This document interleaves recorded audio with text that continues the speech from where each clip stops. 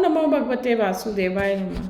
कल की कथा में हमने भगवान कपिल के द्वारा भक्ति योग की महिमा का वर्णन सुना था तथा साथ ही साथ जाना था कि किस प्रकार देह गेह में आसक्त पुरुषों की अधोगति होती है। आज की कथा में हम चतुर्थ स्कंद में क्रियात्मक ज्ञान की आवश्यकता, 4 पुरुषार्थ एवं 7 सिद्धियों की कथा का श्रवण करेंगे तथा साथ ही साथ स्वयंभू मनु की कन्याओं के वंश की कथा का भी श्रवण करेंगे। प्रथम स्कंद में अधिकार का वर्णन किया है, भागवत का श्रोता कैसा होना चाहिए आदि बातें बतलाई गई हैं। दूसरे स्कंद में ज्ञान लीला बतलाई है, मृत्यु जब समीप आ गई हो तब जीव कैसा व्यवहार करे, उस समय मनुष्य मात्र का क्या कर्तव्य है आदि का ज्ञान गुरु ने द्वितीय स्कंद में दिया है। पात्रता के अभाव में ज्ञान टिकता नहीं है, सुपात्र के अभाव में ज्ञान शोभा नहीं पाता है। धन और ज्ञान सुपात्र के बिना शोभा नहीं पाते हैं। जब तक ज्ञानी क्रियात्मक नहीं होता तब तक वह अज्ञान जैसा ही होता है। बहुत जानने की अपेक्षा तो जितना जान लिया है उसे जीवन में उतारने का प्रयत्न करना चाहिए।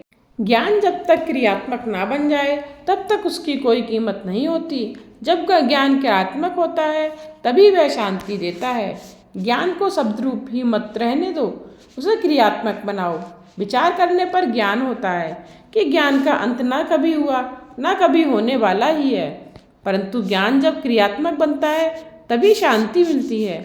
गुरु के द्वारा दिए गए ज्ञान को क्रिया में और जीवन में किस प्रकार उतारना चाहिए, यह बात तीसरे स्कंद में बताई गई है। ज्ञान और क्रिया का मधुर मिलन कैसे करना चाहिए, यह बात भी तीसरे स्कंद में ही बताई गई है। कपिल अर्थात जो जितेंद्रिय हैं वही ज्ञान को पचा सकता है, विलासी जन ज्ञान का अनुभव नहीं कर सकते। वेदांत ज्ञान का अधिकार सबको नहीं है, वेद ज्ञान का अधिकार विरक्त को ही है। वेद का संहिता भाग मंत्र रूप है, ब्राह्मण संहिता का भाष्य है, आरण्यक में उपनिषद आते हैं। अत्यंत सात्विक जीवन बिताने वाले ऋषि जो चिंतन करते हैं वह उपनिषद हैं, वही वेदांत हैं। वेद का अंत ही वेदांत है, अंत का अर्थ है समाप्ति। वेद की समाप्ति उपनिषद है। वैराग्य और संयम के अभाव में ज्ञान पचता नहीं है। उस ज्ञान को जीवन में उतारकर भक्ति में जीवन बिताने वाले जन बहुत ही बिरले हैं। ज्ञान प्राप्त करना हो तो सरस्वती के किनारे रहना पड़ेगा, कदर्म होना पड़ेगा। आप कदर्म बनेंगे तो आपकी बुद्धि देवभूति बनेगी, अर्थात यदि आप जितेंद्रिय बनेंगे तो आपकी बुद्धि निष्काम बनेगी। ज्ञान सिद्ध होगा, ज्ञान के सिद्ध होने के बाद पुरुषार्थ सिद्ध होगा। अतः चौथे स्कंद में ऐसे पुरुषार्थ की बात कही है। तृतीय स्कंद में सर्ग लीला थी और इस चौथे स्कंद में विसर्ग लीला है। पुरुषार्थ 4 हैं, धर्म, अर्थ, काम और मोक्ष। अतः चौथे स्कंद में 4 प्रकरण है, धर्म, अर्थ, काम और मोक्ष। धर्म प्रकरण में 7 अध्याय हैं। 7 प्रकार की शुद्धि होने पर धर्म की सिद्धि होती है। देह शुद्धि, काल शुद्धि, मंत्र शुद्धि, देह शुद्धि, विचार शुद्धि, इंद्रिय शुद्धि और द्रव्य शुद्धि। प्रकरण में 5 अध्याय हैं जो यह बताता है कि अर्थ की प्राप्ति 5 साधनों से होती है। अर्थ की प्राप्ति के 5 साधन हैं, माता पिता का आशीर्वाद, गुरु की कृपा, उद्यम, प्रारब्ध और प्रभु कृपा। इन 5 प्रकार के साधनों से ध्रुव को अर्थ की प्राप्ति हुई थी। काम प्रकरण में 11 अध्याय हैं। ये अध्याय यह बताते हैं कि काम इंद्रियों में बसा हुआ है।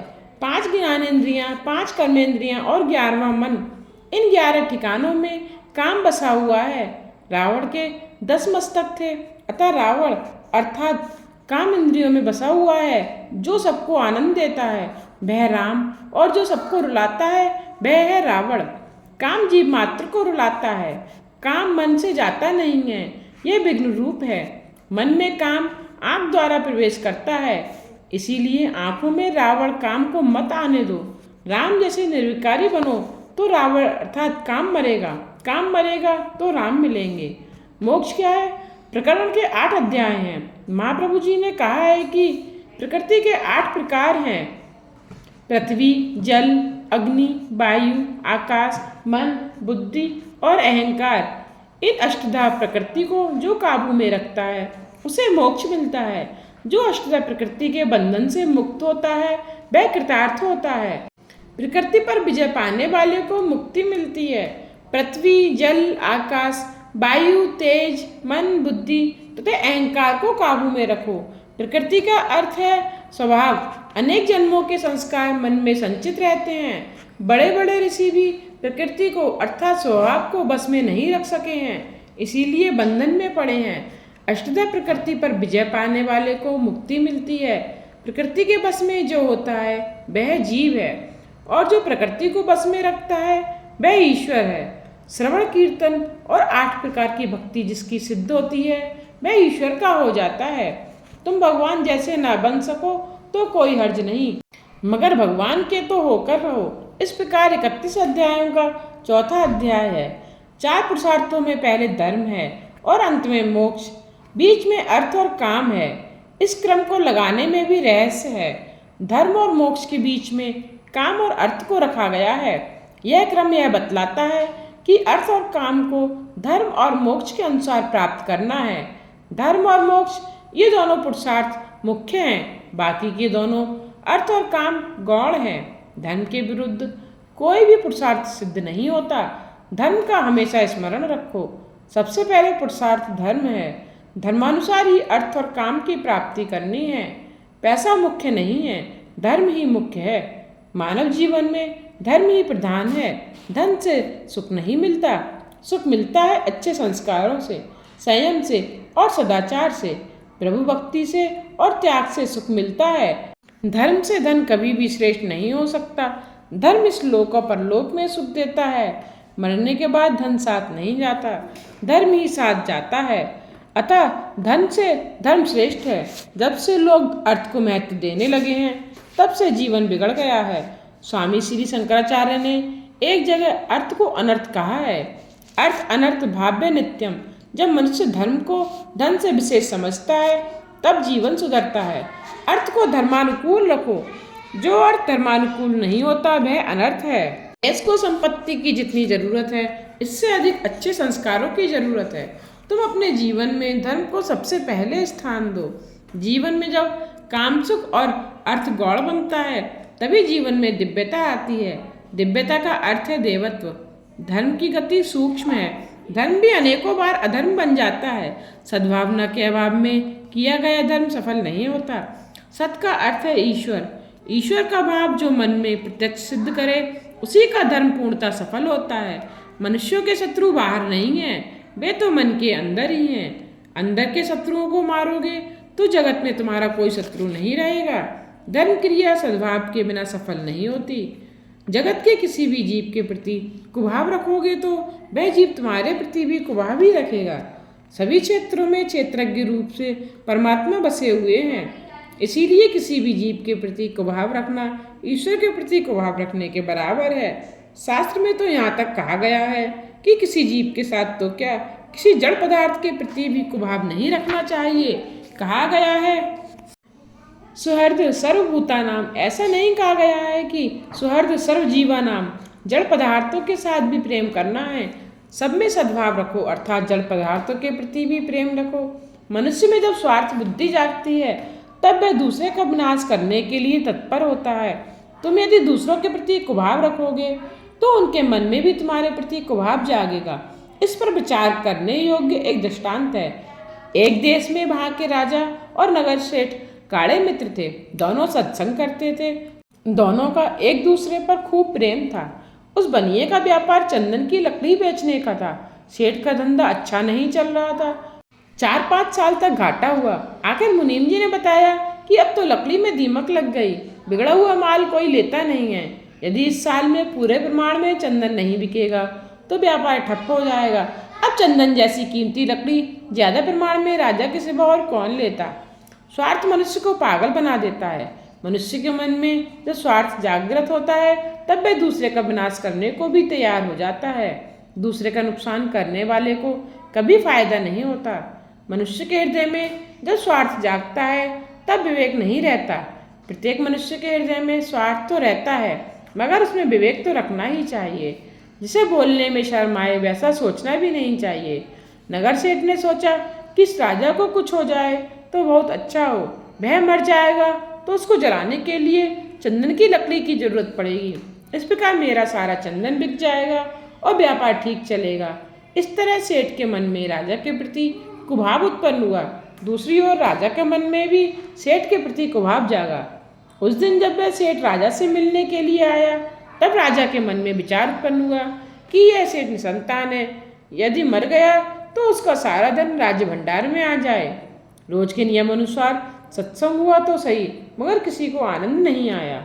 2-3 दिन के बाद राजा के मन में विचार पैदा हुआ कि जो पहले कभी नहीं उत्पन्न हुआ था। ऐसा दुष्ट विचार जो मुझे नगर सेठ के बारे में कैसे उत्पन्न हुआ? मनुष्य पाप को मन में छुपाए रखता है, जिससे उसका जीवन बिगड़ता है।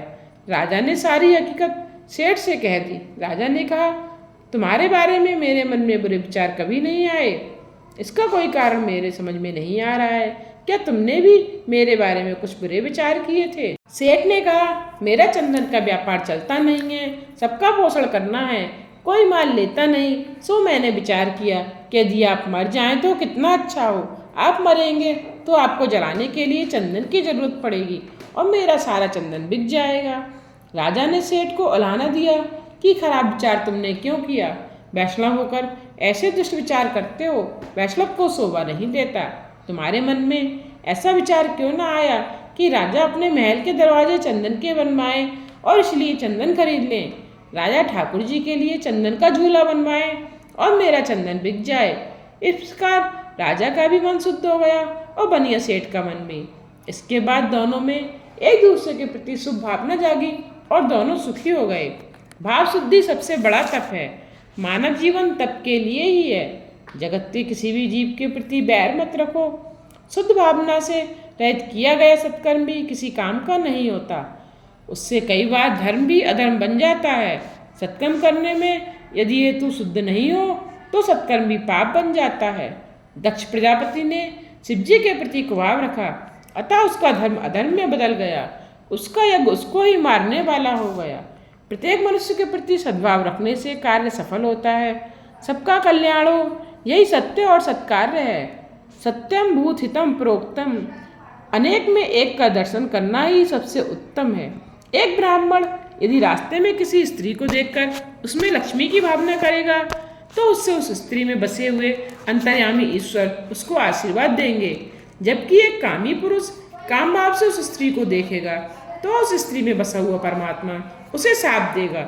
सभी में ईश्वर भाव रखो। यदि तुम सब में ईश्वर भाव रखोगे तो दूसरे भी तुम में ईश्वर भाव रखेंगे। कई बार धर्म भी अधर्म बन जाता है।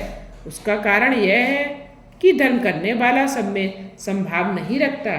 सभी में संभाव रखना ही सबसे उत्तम धर्म है। सब में संभाव रखोगे तो सुखी होगे।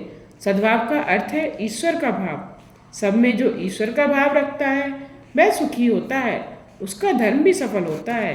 किसी भी जीव में कुभाव रखने वाले का धर्म सफल नहीं होता। महाभारत में हम देखते हैं कि श्री कृष्ण कई बार अधर्म करते हैं, किंतु उनके मन में सबके लिए सद्भाव ही होता है, इसलिए उनका अधर्म भी धर्म बन जाता है। महाभारत में कर्ण पर्व में, द्रोण पर्व में इस विषय में दृष्टांत मिलते हैं। कर्ण पर्व में कहा गया है कि जिस समय कर्ण अपने रथ का पहिया जमीन से निकाल रहा था और निशस्त्र था, उसी समय भगवान ने अर्जुन से कहा कि तू इस कर्ण को मार। कर्ण कहता है, युद्ध शास्त्र का नियम है कि जब शत्रु निशस्त्र हो उस समय उस पर प्रहार ना करो, अतः अर्जुन को मुझ पर प्रहार नहीं करना चाहिए। तब श्री कृष्ण कर्ण से कहते हैं, कर्ण तुमने आज तक धर्म का कितना पालन किया? तुमने स्वयं तो धर्म का पालन किया नहीं है और दूसरों को धर्म पालन करने का उपदेश देते हो। भरी सभा में द्रौपदी का अपमान किया गया, उस समय तुम्हारा धर्म कहाँ गया था? इस प्रकार द्रोण पर्व में कथा आती है। द्रोणाचार्य पांडव सेना का विनाश कर रहे थे। श्री कृष्ण ने सोचा यह बुड्ढा मरेगा नहीं तो अनर्थ होगा। इतने में अश्वत्थामा नाम का हाथी मारा गया। श्री कृष्ण ने सोचा कि यदि द्रोणाचार्य को कहा जाए कि तुम्हारा पुत्र मारा गया है तो पुत्र शोक के कारण ये युद्ध बंद कर देंगे। यह सोचकर उन्होंने घोषणा करवा दी कि अश्वत्थामा मारा गया। द्रोणाचार्य ने सोचा कि बेटा तो मार दिया गया है, अब युद्ध क्यों करूं? परंतु यदि धर्मराज युधिष्ठिर कह दें कि अश्वत्थामा मार दिया गया है तो मैं यह सच मानूं। युधिष्ठिर ने सोच भगवान से कहते हैं, बोलो अश्वत्थामा मारा गया। युधिष्ठिर कहते हैं कि राज्य के लिए मैं असत्य कैसे बोलूं? भगवान कहते हैं कि दुर्योधन पापी है, वह मरेगा तो सुखी होगा। और जीवित रहेगा तो अधिक पाप करेगा और दुखी होगा। जिससे सबका कल्याण हो वही सत्य है। द्रोणाचार्य ब्राह्मण होकर भी अधर्मी दुर्योधन की सहायता कर रहे हैं। वे पाप कर रहे हैं। द्रोणाचार्य अगर युद्ध छोड़ दें तो उनसे ज़्यादा अधर्म नहीं होगा। इसलिए कहता हूँ कि बोलो अश्वत्थामा हता। भगवान ने बहुत आग्रह किया, इसलिए युधिष्ठिर को बोलना पड़ा कि अश्वत्थामा हता। असत्य बोलने का पाप न लगे, इसलिए वे उसके बाद बोले कि नरो वा कुंजरो वा, परंतु ये अंतिम शब्द किसी को सुनाई दे इससे पहले ही प्रभु ने जोर से शंखनाद कर दिया, अतः ये शब्द किसी को सुनाई न दिए। दक्ष प्रजापति का यज्ञ रूप धर्म सब्जी के प्रति कुभाव रखकर करने के कारण अधर्म बनकर उनको ही मारने वाला बना। दूसरी तरफ श्री कृष्ण का असत्य भाषण रूप अधर्म भी सबके कल्याण के लिए किया गया होने के कारण धर्म रूप बन गया। सत्कर्म करते समय भाव शुद्ध रखो, हृदय शुद्ध रखो। शुद्ध भाव रखना ही सबसे बड़ा तप है। इसीलिए तो सर्वेषाम अविरोधेन ब्रह्मा कर्म समारभे यह मंत्र बोलकर प्रत्येक सत्कर्म का आरंभ किया जाता है। सबके प्रति सद्भाव रखो, सबको सद्भाव से देखो। सद्भाव के बिना किया हुआ सत्कर्म सफल नहीं होता। मैत्रेय जी कहते हैं मनु भगवान के यहाँ 3 कन्याएं हुई, एक आकृति, दूसरी देवभूति और तीसरी प्रसूति। देवभूति की शादी कदम के साथ हुई थी, उनकी 9 कन्याएं हुई थीं। उन 9 कन्याओं का विवाह 9 ब्रह्म ऋषियों के साथ हुआ था। प्रसूति का विवाह दक्ष प्रजापति के साथ हुआ था। यह सब कथा कह चुके हैं। अब इन कदम की कन्याओं के वंश का वर्णन करता हूँ। मरीचि और कला के यहाँ कश्यप और पूर्णिमा नाम के 2 पुत्र हुए।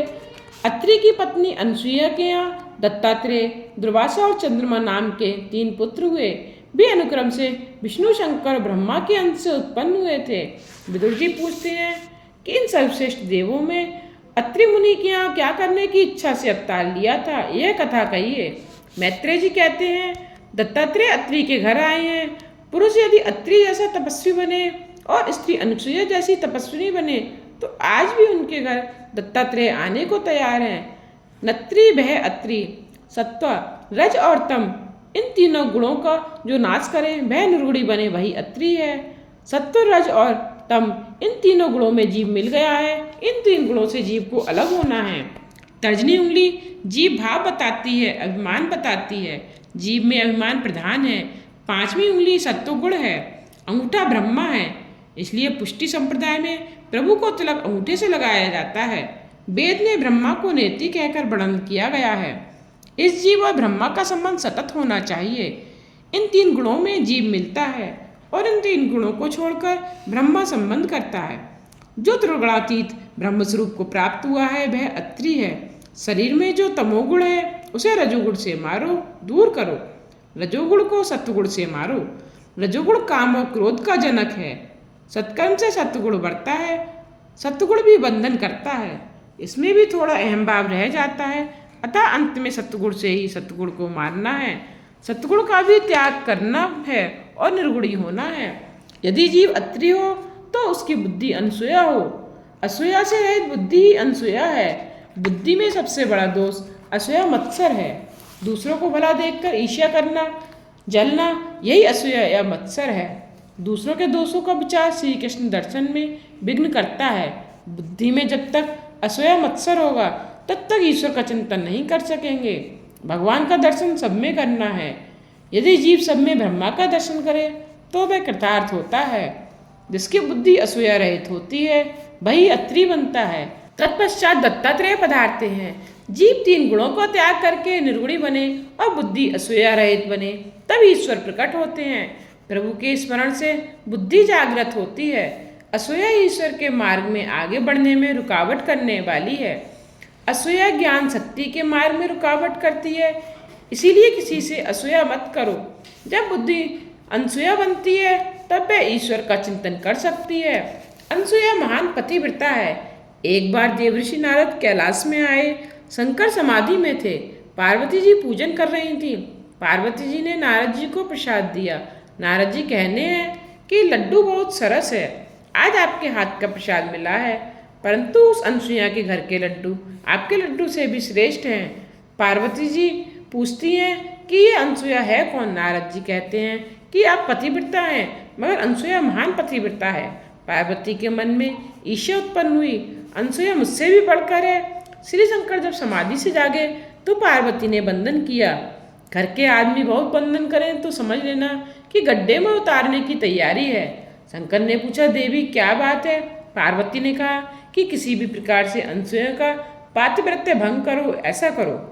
शिव जी कहते हैं, जो दूसरों का बुरा करने की इच्छा करता है उसका ही बुरा होता है, इसमें कल्याण नहीं है देवी। परंतु तेरी प्रबल इच्छा है तो प्रयत्न करूंगा। इस ओर नारद जी बैकुंठ में आए, लक्ष्मी जी से मिले। उन्होंने नारद जी से पूछा कि आज इतने आनंद में क्यों हो? नारद जी कहते हैं कि बैकुंठ की महिमा तो पहले ही थी, परंतु अब तो अनसुया के आश्रम के सिवा कहीं भी जाने की इच्छा नहीं होती। मैं उनके आश्रम से आ रहा हूँ, अतः अति आनंद में हूँ। लक्ष्मी जी पूछती हैं कि यह अनसुया है कौन? नारद जी कहते हैं कि वह तो महान पतिव्रता है। लक्ष्मी जी ने श्री विष्णु जी से कहा कि आप कुछ ऐसा करें कि जिससे अनसुया का पातिव्रत्य भंग हो। पार्वती का अर्थ है बुद्धि, बुद्धि विद्या में मत्सर है। लक्ष्मी जी का अर्थ है द्रव्य, द्रव्य में ईर्ष्या अर्थात असूया रहती है। ब्रह्मा जी रजोगुण है। सावित्री ने भी इसी प्रकार ब्रह्मा जी से विनती की। शंकर, विष्णु, ब्रह्मा तीनों देवता चित्रकूट में एक साथ मिले।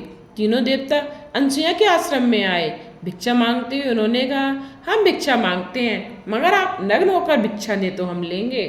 अनसुया सोचती हैं कि यदि नग्न होकर भिक्षा दूंगी तो मेरा पातिव्रत्य भंग होगा, और अगर भिक्षा नहीं दूं तो घर आंगन में आए हुए अतिथि वापस जाएंगे तो यह महापाप होगा, मुझे पाप लगेगा। प्रभु कहते हैं कि हमें नग्न होकर भिक्षा दो, अर्थात वे कहते हैं कि वैष्णव मुझे वासना रहित होकर भिक्षा दो। ईश्वर को वासना रहित होकर, निष्काम होकर सब कुछ अर्पण करना है। अनसुया के मन में कोई वासना नहीं थी। सूक्ष्म वासना भी यदि मन में हो तो ये तीन देवता उसके पास नहीं आते। अनसुया ने ध्यान किया और तीनों देवताओं पर पानी छिड़का। तीनों देव बालक बन गए। पतिव्रता में इतनी शक्ति होती है।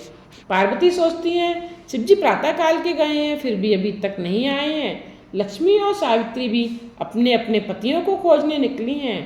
तीनों देवियां चित्रकूट में आईं। इतने में नारद जी भी वहां पहुंचे और अनुष्ठान में बैठे। देवियों ने उनसे पूछा, हमारे पति का कुछ समाचार जानते हो? नारद जी कहते हैं, पहले यह तो बताओ कि बड़ी कौन है, आप या अनसुया? देवियां कहती हैं कि अनसुया बड़ी हैं, परंतु हमारे पति हैं कहाँ? नारद जी ने कहा, सुना है कि आपके पति बालक बन गए हैं, वे अनसुया के घर में मिलेंगे। दूसरों से असूया करने वालों को शांति नहीं मिलती। देवियां डरती हैं, सोचती हैं यदि हम वहाँ जाएं और अनसुया यदि साथ दे देगी तो क्या होगा? नारद जी कहते हैं कि यदि आप भले मत्सर करें, परंतु अनसुया मत्सर नहीं करेंगी। अनसुया तो आपको सद्भाव से देखेंगी, आपके प्रति सद्भाव रखेंगी। देवियां आश्रम में आती हैं। अनसुया ने देवताओं से अनेक प्रतिज्ञाएं करवाई हैं। आज से प्रतिज्ञा करो कि पतिव्रता को कभी कष्ट नहीं दोगे, जगत की किसी भी स्त्री को नहीं सताओगे। इतने में अत्रि ऋषि पधारते हैं। ये तीन बालक कौन हैं? अनसुया कहती हैं, ये मेरे तीन बालक हैं और ये तीन बालकों की स्त्रियां हैं। अत्रि ऋषि कहते हैं, देवी ऐसा न करो, ये तीन महान देवता हैं। इसके बाद जल छिड़का और तीनों देवता प्रकट हुए। तीनों देवता कहते हैं कि आपके आंगन में हम बालक होकर खेलते थे, वह सुख सदा के लिए आपको हम देंगे। इन तीनों देवताओं को तेज मिलकर दत्तात्रेय के रूप में प्रकट हुए हैं।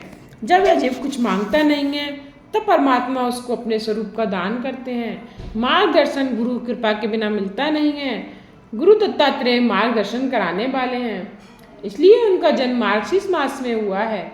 पहले अध्याय में कदम ऋषि की कन्याओं के वंश का वर्णन किया गया है। धर्म को, एक अग्नि को, एक पितृगण को और 16वीं सती श्री शंकर जी को दी। धर्म की 13 पत्नियां कही गई हैं। उनके नाम हैं श्रद्धा, दया, मैत्री, शांति, पुष्टि, क्रिया, उन्नति, बुद्धि, मेधा, स्मृति, तितिक्षा, धृति और मूर्ति। धर्म के 13 ब्याह हुए हैं। इन 13 गुणों को जीवन में उतारने से धर्म जरूर फलता है। इन 13 गुणों के साथ ब्याह करोगे तो भगवान मिलेंगे। धर्म की पहली पत्नी है श्रद्धा। ईश्वर में श्रद्धा रखो।